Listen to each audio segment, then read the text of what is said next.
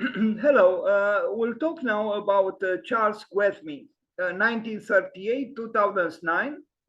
And as we know, he was part of the New York Five or the New York Whites, the other four being John Haydock, about whom we'll also talk today, then Richard Meyer, Peter Eisenman, Michael Graves, and his partner Siegel, because he worked together, was Gwathmey Siegel, the firm that was contributing to the work of these New York Five or the New York Whites. The ones that Louis Kahn was rather critical of, he actually named them Playboy architects. And by the way of them, Louis Kahn was he was asked what he thought of them. And he said, I prefer to do what is right the wrong way than to do what is wrong the right way. Interesting and engaging way to put it. The way Louis Kahn expressed himself. So Charles Gwathmey, born on June 19th, 1938 and died in August 3rd, 2009, was an American architect. He was a principal at Gwathmey, Siegel and Associates Architects, Siegel being his partner, as well as one of the 5 architects identified as the New York Five in 1969. Charles Gwathmey was perhaps best known for the 1992 renovation of Frank Lloyd Wright's Guggenheim Museum in New York City. In my opinion, not a very inspired work, but a difficult task.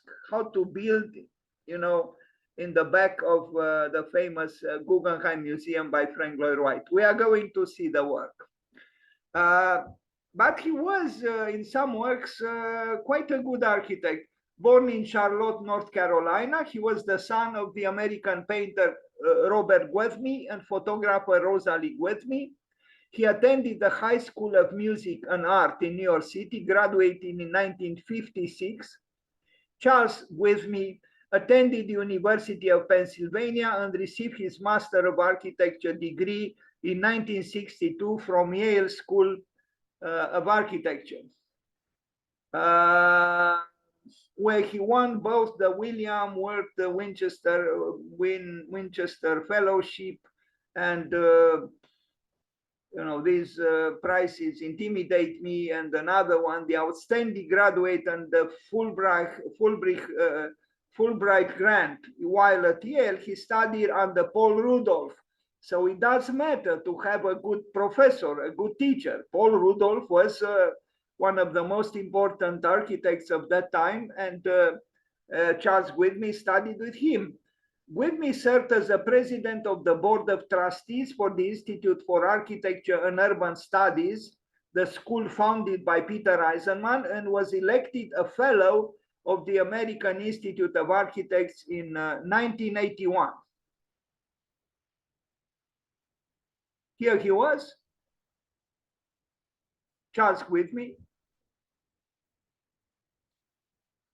Let's read a little bit. In 1965, while not yet a licensed architect, he designed a house and studio for his parents in Amagansett, New York, that became famous and revolutionized beach house design. When he did take the professional licensing exam, he was surprised to see a multiple choice question on the test that asked which of these is the organic house. So his own house that he already built was on the test. The choices included the house he designed for his parents.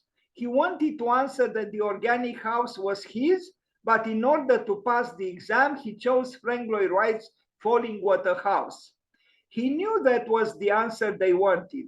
He passed.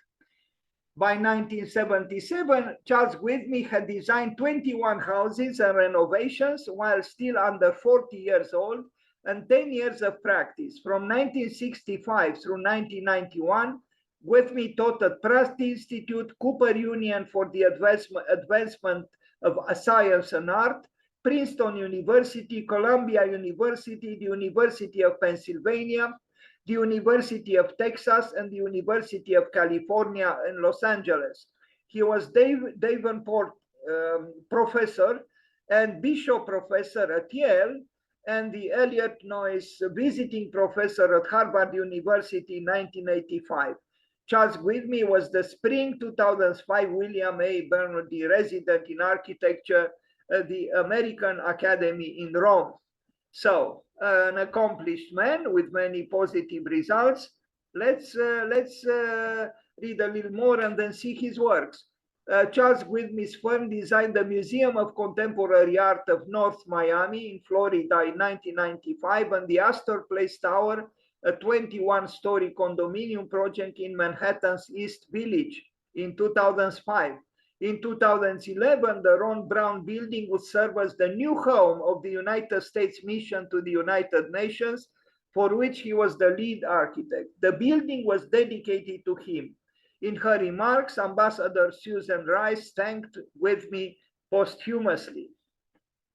So here in his older age, and here he is, you know, with on the left Toyo Ito, and in the center young Tadao Ando, and on the right, yes, Charles Gwathmey. How young Toyo Ito and Tadao Ando were. Well, the architect is a human being who loves cars and flashy cars. Here he is with an old Mercedes. And here he is with his partner, Mr. Siegel. Charles Gwathmey, later in life. Drawings by Charles Gwathmey.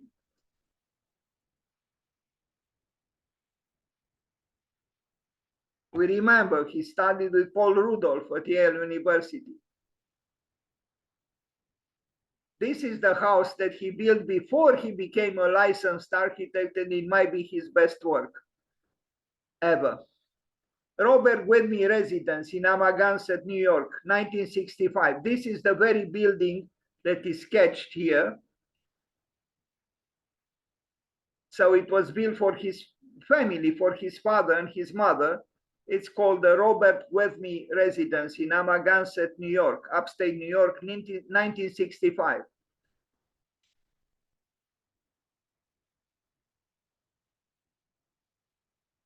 It's a playful cube in a way, but skillfully done. And I think some of the playfulness, fresh playfulness of this early work later on was not so much any longer present somehow. I am tempted to think, although he built other buildings.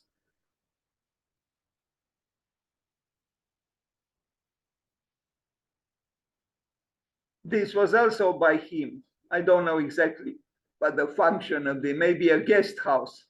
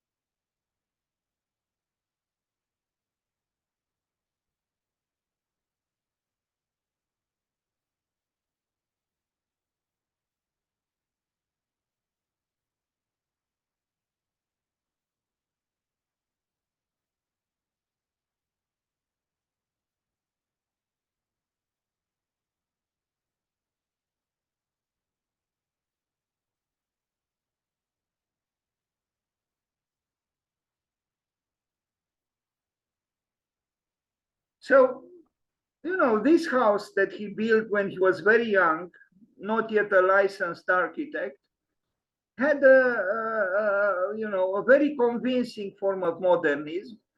And I think it's because indeed, as Louis Kahn said, beginnings are in harmony with the human nature. At that time, he was not yet a spoiled architect. You know, he was, a beginner, but this work is most certainly one of his best, if not the best.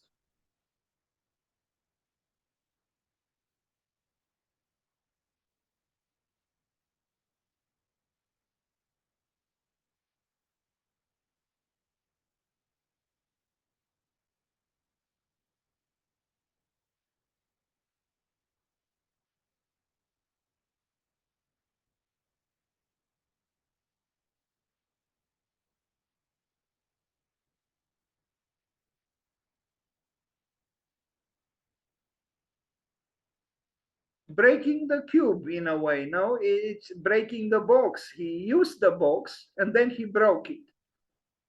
The cube became animated by playfulness, and that animation is a quality. So if we connect playfulness with instability, you could say the cube is a paradigm of stability, and then it's deformation, it's manipulation in a ludic mode brought some instability to the stability of the cube. So now we have a cube which is stable, but it's also, metaphorically speaking, also unstable because of the playful elements that the architect felt were necessary in order to escape a possible rigidity of the cube. Strauss residence in Purchase, New York, 1968. He worked here with this architect, Richard Henderson.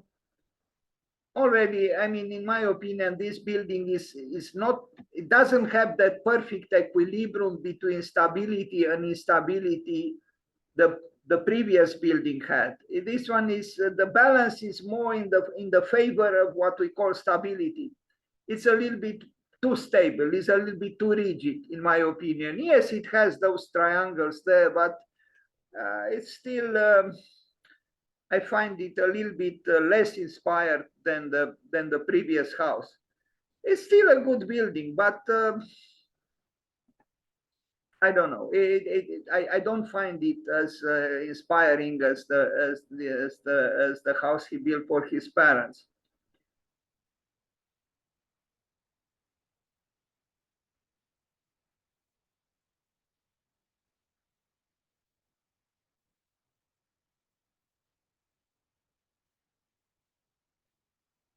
Another residence, Northwest Harbor, Joseph Sedaka, 1968. This is what bothers me a little bit in the work of Charles Gwathmey Siegel, or even in the works he did by himself. He seems to repeat a little bit too much a language, an architectural language that he became comfortable with. And yes, the buildings are okay, but he didn't break new ground. The first building was fine, but when you see the same kind of approach to architecture repeating itself over and over, you see that he became too comfortable in a way with his manner of building. In a way, you see a building, you see all of them by Charles Gwathmey. But here we see the Barcelona chair that we know now was designed by Miss and Lily Reich, or Lily Reich and Miss van der Rohe.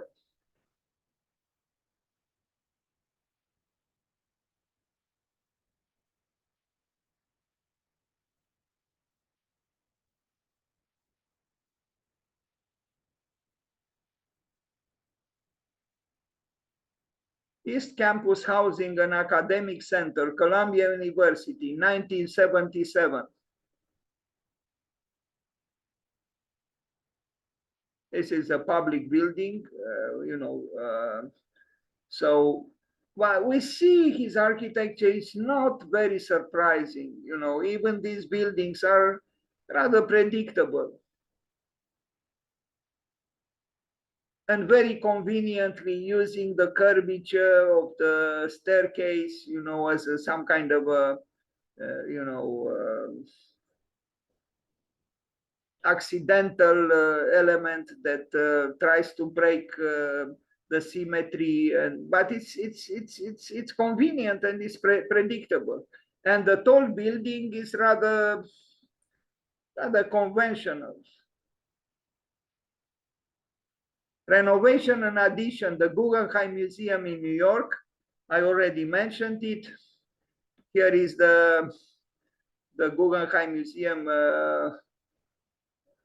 during the restoration.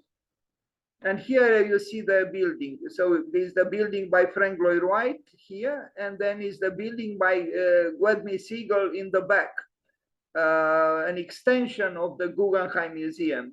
A very difficult task, to be honest, because how to build behind such a brilliant and unique building like the Guggenheim Museum by Wright. It was not an easy task, I acknowledge it. They tried their best, but again, it's more, their building is more like a background against which the true building, so to speak, stands. You know, it's not very uplifting for an author of architecture to just create a building which is the background against which another building and another architect stand out. In a way, it is correct what they did, you know, because they didn't try to compete with Frank Lloyd Wright. But in retrospect, reflecting on his exam as a student, you know, to name which building was organic, and he felt tempted to think that his own building was organic, but he chose, you know, the answer as being the Fallingwater residence by Frank Lloyd Wright. If we compare these two buildings, you know, it's clear which one is organic. The organic building belongs to Frank Lloyd Wright, not to Gwathmey Siegel. The kind of exuberance, creative exuberance that Frank Lloyd Wright had, I don't think Charles Gwathmey can even perhaps aspire to have. You see clearly two different architectures, two different architects.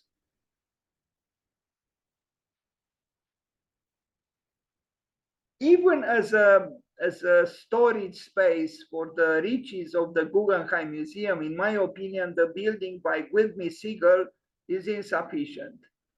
In my opinion, is a little bit too restrained, and its lack of quality is not the result of restraint. Is the result of being somehow uninspired, maybe overwhelmed by the genius of Frank Lloyd Wright.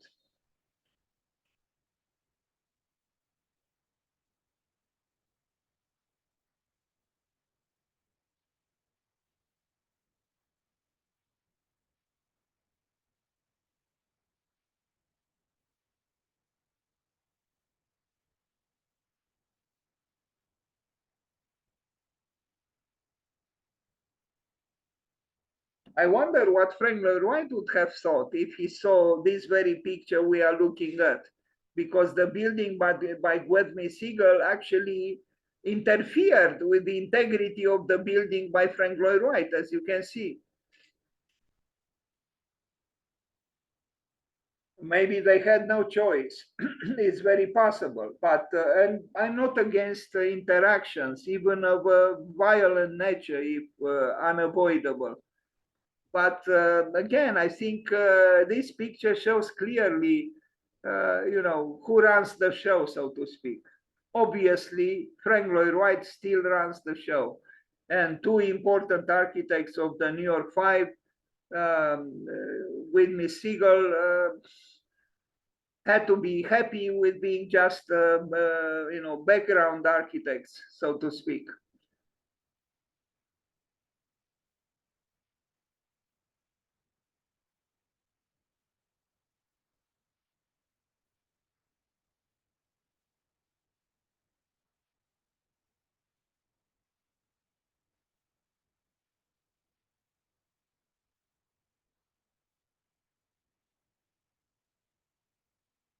The Crocker Art Museum in Sacramento, United States, 2010. Well, this kind of architecture, the colleague in the group of the New York Five, Richard Meyer, you know, built several times. It's almost undistinguishable, you know, this building from buildings built by Richard Meyer. The New York Five, what can you do? Although Richard Meyer probably would not have created this, you know, curved blank wall here, which I find it rather unpoetical. And these square windows also do not show great inspiration, in my opinion. It's not organic. It has some curves, but that doesn't make a building organic just because you use some curves or some triangles. Not that it is necessarily a bad building, but it's not an exceptional building. We had seen such buildings by, as I just said, Richard Meyer, and maybe not just him. Well, the most exceptional thing here is the black thing there, whatever it is. Otherwise, the room is a large white room. So that was it about Charles Gwathmey today.